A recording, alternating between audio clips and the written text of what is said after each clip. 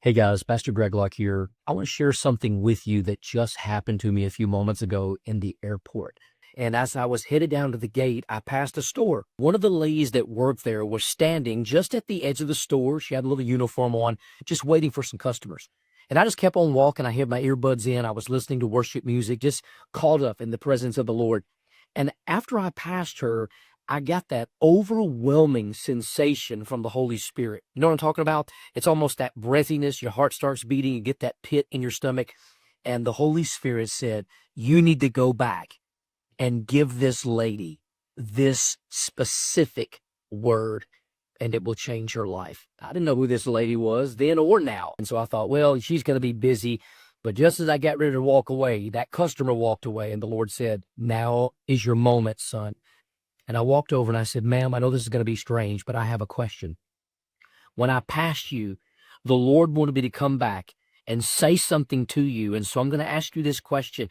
Is there someone like your mother? I said, I feel like it's either your mom or a mother figure in your life that's extraordinarily sick. And you guys have been worried about her and you've been praying for her healing. She stopped me mid-sentence. She said, it's my aunt. It's my aunt. She said, she raised me. She's like my mother, and I live with her. And in that moment, I knew that God was about to change that girl's life. Big tears welled up in my eyes. And I usually know that I'm prophetically correct when I begin to cry. It just humbles me that God would use me to speak a word of encouragement to somebody else. And I looked at her and I said, the Lord told me to tell you specifically that supernatural healing is coming to your house. And your aunt will be raised up and she will be healed. She threw her arms around me, gave me a great big bear hug, but she just began to weep. And she said, really? Really? I can't believe this. This is amazing. I'll have to tell her. And she stood there in that little newspaper stand, that little snack shop, and she wept in the airport. And I said, that's all the Lord wanted me to say.